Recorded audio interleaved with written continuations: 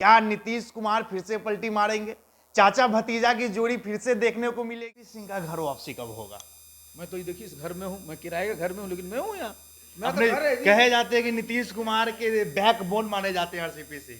कब तक नीतीश कुमार को बैक सपोर्ट दोबारा करने पहुंच रहे हैं? इसलिए दिक्कत नहीं है प्रशांत किशोर से कि प्रशांत किशोर का जो वोटर आइडियोलॉजी है, समझ लगते हैं जो वार कर रहे हैं वोटर की तरफ, इंडिया गठबंधन के वोटर पे चाचा भतीजा की जोड़ी सामने आएगी क्या? फिर से जो चाचा भतीजे से बिछड़ गए हैं, लोगों के मुताबिक कहना है कि चाचा भतीजा एक है, कभी बिछड़, भले ऊपर से दिखाने के लिए अलग हो सकते हैं लेकिन अंतरात्मा से एक। जातीय जनगणना होना कितना सही है, होना चाहिए भी या नहीं होना चाहिए? देखिए इसके दो पहलू हैं।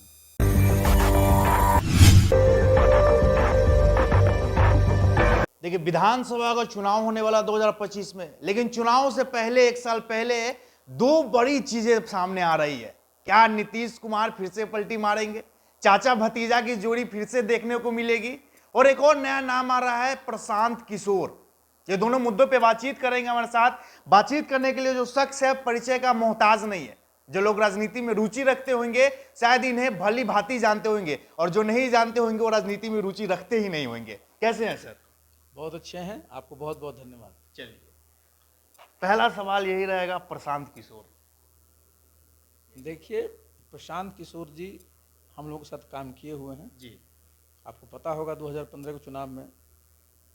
अब प्रशांत किशोर जी अपना बिहार में दौरा किए हैं, अपनी पार्टी भी 2 अक्टूबर को लॉन्च करेंगे। तो देखिए मैं तो लोकतंत्र में विश्वास करता हूँ, और लोकतंत्र में जितने लोगों की भागीदारी होती है उससे लोकतंत्र और समृद्ध होता है।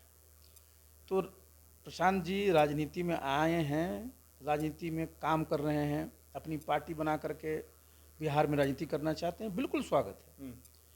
और इससे क्या है कि भाई बहुत सारे जो लोग हैं उनको अपनी बात करने का भी मौका लगता है। तो ये जो प्रशांत जी आ रहे हैं तो उसमें हम लोग क्या परेशानी, हम लोग कोई परेशानी नहीं।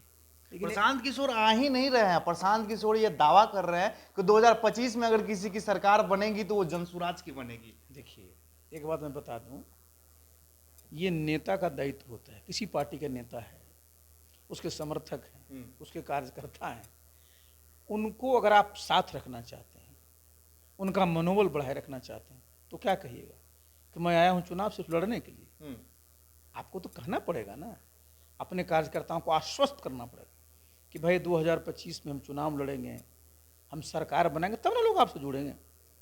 बिल्कुल। तो देखिए है क्या कि जो चुनाव होता है और चुनाव में जनता वोट देती है, जनता जब वोट देती है, जिस किसी दल को बहुमत प्राप्त होता है तो उसकी सरकार बनती है।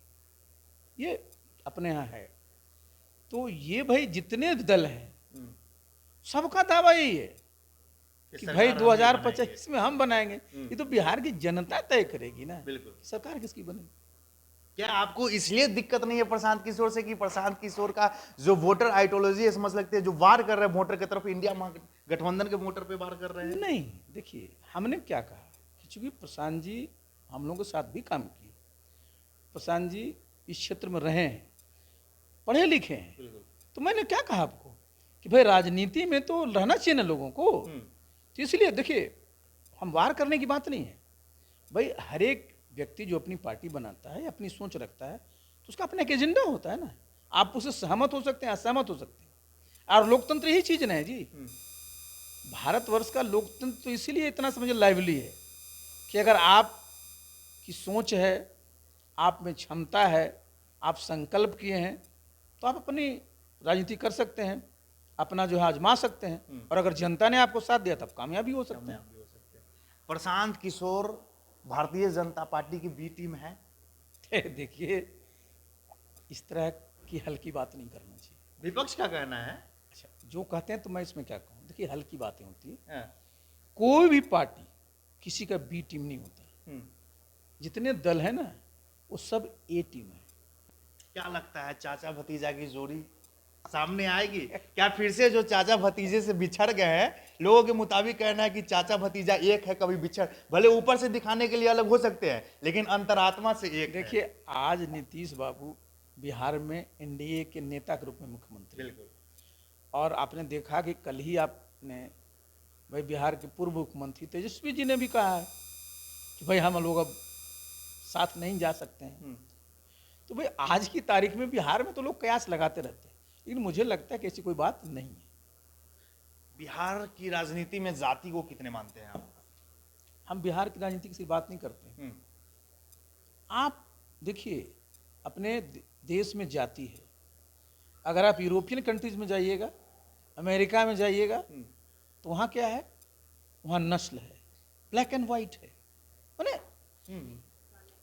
अपनी अपनी चीजें होती। और बिहार में जाति तो देखिए, जाति अपने यहाँ एक सच्चाई है, इसको कोई इनकार नहीं कर सकता है। लेकिन एक बात मैं बता दूं, चाहे आप हैं या हम हैं या कोई भी है, कोई भगवान के अंतरखास दिया है क्या कि भगवान मुझे फलाने जाति में पैदा कर दीजिए? भाई ये तो आप यहाँ जब इस पृथ्वी पर आते हैं, यहाँ की एक सामाजिक संरचना है। जब आप किसी उसमें पैदा लेते हैं तो आपको बता दिया जाता है कि इस जाति से। लेकिन देखिए, अपने यहाँ बिहार में भी ज़्यादातर लोग जाति से जमात की बात बोलते हैं। देखिए, आप यहाँ पर देखते हैं क्या बोलेगा? सवर्ण। देखिए, एक जरा समझिए, क्या बोलेगा? दलित। क्या बोलेगा? पिछड़ा। क्या बोलेगा? अति पिछड़ा। क्या बोलेगा? अल्पसंख्यक। ये जमात है। देखिए, जाति से आप जमात की ओर बढ़ते हैं, जमात से आप समाज की ओर बढ़ते हैं, समाज से आप जाकर के फिर राजनीति की ओर बढ़ते हैं। तो कोई भी राजनीतिक दल एक जाति से राजनीति नहीं कर सकता है, ये सच्चाई है। और ये भी आप नहीं कर सकते कि किसी भी राजनीतिक दल को किसी भी जाति का 100% वोट मिलता है। एक जाति नहीं है जी, समझो ना। लेकिन अब चूंकि बिहार में हम लोग इसी को ज्यादा हाईलाइट करते हैं, और प्रदेशों में इससे ज्यादा है जी। आप तमिलनाडु चले जाइए, क्या हाल है वहां। लेकिन बदनाम सिर्फ बिहार है। कारण है ना, बिहार ज्ञान का केंद्र रहा है, सत्ता का केंद्र रहा है। तो जो ज्ञानी रहता है ना, और जो सत्ताधारी रहता है ना, उस पर सबकी नजर रहती है। जातीय जनगणना को कैसे देखते हैं? बिहार में जातीय जनगणना हो चुका है, देश भर में जातीय जनगणना होना कितना सही है, होना चाहिए भी या नहीं होना चाहिए? देखिए, इसके दो पहलू। भाई जब आप इसी की रोज चर्चा कर रहे हैं, एक बात देखिए, संविधान में क्या लिखा है कि जाति, धर्म, लिंग, भाषा के आधार पर कोई भेदभाव आप नहीं कर सकते। लेकिन उसके साथ साथ ये भी है कि भाई मैंने बताया ना कि जाति एक सच्चाई है। तो जितने तरह के लोग हैं, हमारा जो भी प्रशासनिक राजनीतिक ढांचा है, उनका उसमें समावेश होना चाहिए। इसी के लिए आप देख रहे हैं ना कि जिसको कहते हैं कि विशेष व्यवस्था किया जाता है। तो इन लोगों को लगता है कि साहब अगर जातीय जनगणना हो जाएगा तो लोगों को पता चल जाएगा। देखिए, ये एक सिर्फ जो है एक डाटा होता है, जरा समझिए इस बात को। ये डाटा आप बिहार में माननीय मुख्यमंत्री जातीय जनगणना करा दी, 215 जातियों की गणना हुई, उसके मैं मेरिट डिमेरिट पर नहीं जाऊँ। लेकिन एक बात जरा आप समझिए कि उसमें क्या लोग कहते हैं कि साहब जातीय जनगणना कराने का हमला का उद्देश्य ये है कि जिसकी जितनी आबादी होगी उसकी उसकी भागीदारी, हिस्सेदारी हम देंगे। तो देखिए, हम सीरियस बात करते हैं, मजाक की बात नहीं करते। दोनों में कितना मिसमैच है। लोकसभा का चुनाव हुआ, 40 MP का सीट है, आपने 215 जातियों का सर्वे किया है। तो 40 जाति जो जीते हैं आपके MP, अगर गिनिएगा उनकी जाति को तो 20 जाति भी नहीं होंगे। तो आप समझ लीजिए कि 200 से ज्यादा जाति के लोग तो लोकसभा के MP नहीं बने। भाई जो भी प्रतिशत पर मैंने जा रहा हूं, इसी प्रकार से विधानसभा में अगर आप आइए, 243 सीट है, तो 215 जितनी जातियां सबको मिलेगा क्या? कोई रोस्टर है क्या? नहीं। देखिए, आपने एक डाटा लिया है, आप वो डाटा का जो है आप क्या करिएगा, वो एक देखिए, हमारी सबसे बड़ी आपत्ति क्या है? क्योंकि हम लोग सब भारतवर्ष के नागरिक हैं, हम लोग सब बिहारी हैं। जब आप गणना करते हैं तो उस चिढ़ाने के लिए लोग क्या कहते हैं, अरे फलाना जात है, इसकी आबादी तो 100 से नीचे है। आपको पता है ना कि 1% से ज्यादा मात्र 21-22 जातियां हैं बिहार में। किसी को कहेगा अरे तुम्हारी आबादी तो 5000 से कम है, आज तक वो नहीं जानता था। आप उसको क्या दे रहे हैं जो बता दीजिए? उसको गली में खड़ा करके कह रहे हैं कि अरे ये तो फलाना जात का है, यार आबादी तो 132 है।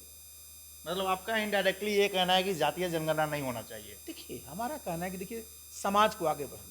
हम्म, देखिए आप देखिए एक बार समझिए जरा, सब सहमत होंगे जिससे ही पूछिएगा, सब चाहता है ना कि जाति प्रथा खत्म हो।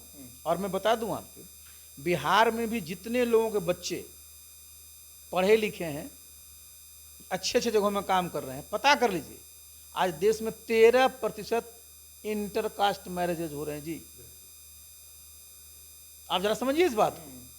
हम लोग जिस सर्विस में थे, आईएएस आईपीएस और जितने सर्विसेज हैं, इंजीनियरिंग मेडिकल, जहां भी जाइएगा बहुत लड़के आपको मिलेंगे मैनेजमेंट में, सब इंटरकास्ट किए हुए, क्योंकि वो एक भारतवर्ष का नागरिक है। वो कितना दिन उसको कहते रहे कि फलाना जात फलाना जात। तो हम लोग को बढ़ना चाहिए आगे की। मैंने क्या कहा, जाति से जमात की ओर और जमात से समाज की ओर, तब आप राष्ट्र की ओर चलिएगा ना। तो दिन भर आप पीछे ही देखते रहिएगा कि हम फलना जाति के हैं, तो भगवान ने तो आंख सामने दिया है जी, सामने चलना चाहिए। पीछे जो है वो तो है, अपनी पृष्ठभूमि अपना इतिहास, तो क्या बार बार उसी पर जाए, हम लोग आगे बढ़ना चाहिए। लोगों का सवाल है आरसीपी सिंह का घर वापसी कब होगा? मैं तो ये देखिए इस घर में हूँ, मैं किराए के घर में हूँ, लेकिन मैं हूँ यहाँ। अपने कहे जाते हैं कि नीतीश कुमार के बैकबोन माने जाते हैं आरसीपी सिंह। कब तक नीतीश कुमार को बैक सपोर्ट दोबारा करने पहुंच रहे हैं? देखिए मैंने आपके साथी ने भी हमसे पूछा, ये साथी नहीं, पूरे बिहार की सवाल है। देखिए आज की तारीख में जब आप मेरा इंटरव्यू ले रहे हैं, मैं भारतीय जनता पार्टी में हूँ।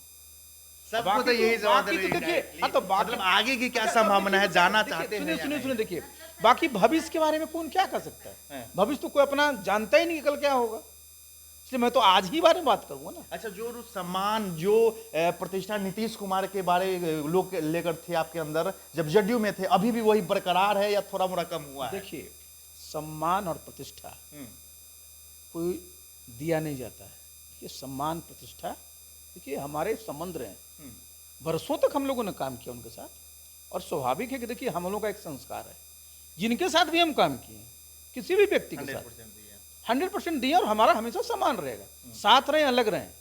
भाई देखिए इस पृथ्वी पर आए हैं झगड़ा करने के लिए, इस पृथ्वी पर आए हैं सबके साथ मिलकर काम करने के लिए। जितना दूर चल सके चलते रहिए, ना चले तो किनारे रहिए। अगर इशारा होता है नीतीश कुमार की तरफ से, इशारा किया जाता है आपको, तो आपका क्या रूप रहेगा? भाई ये बताइए, मैं तो ये बता रहा हूँ ना आपको, आप जिस बात को छेड़ रहे हैं ना, भाई मैं तो स्पष्ट कर रहा हूँ कि आज की तारीख में राजनीतिक रूप से मैं भारतीय जनता पार्टी में हूँ। आगे कुछ भी हो सकता है। और तो मैंने बताया ना आपको कि भाई मैंने बताया जीवन का कोई ठिकाना नहीं, तो राजनीति का क्या ठिकाना जी? मतलब रह भी सकते हैं, जा भी सकते हैं, नहीं भी जा सकते हैं। भाई ने आपको बताया कि जब जिंदगी का ना ठिकाना, तो राजनीति का क्या ठिकाना है? चलिए 2025 की राजनीति को लेकर क्या सोचते हैं? देखिए मैं तो पॉजिटिव सोचने वाला व्यक्ति हूँ, और मैं तो यही कहूँगा कि 2025 बिहार के लिए पॉजिटिव होगा। अब क्या होगा वो आगे बताएंगे। चलिए बहुत बहुत धन्यवाद। भली बात ही आपने सुना इनका क्या कहना है। हालांकि खुलकर नहीं बोल रहे हैं कि हम किधर जाएंगे, लेकिन इनका साफ कहना है कि अभी हम वर्तमान में जहां हैं वहां हमें अच्छे से रहने दीजिए, बाकी भविष्य का क्या लेना, भविष्य कभी भी कुछ भी दिखा सकता है। बाकी आपकी क्या राय है कमेंट बॉक्स में जरूर बताइएगा। एशियन लाइन देख रहे थे साहिल यादव, धन्यवाद।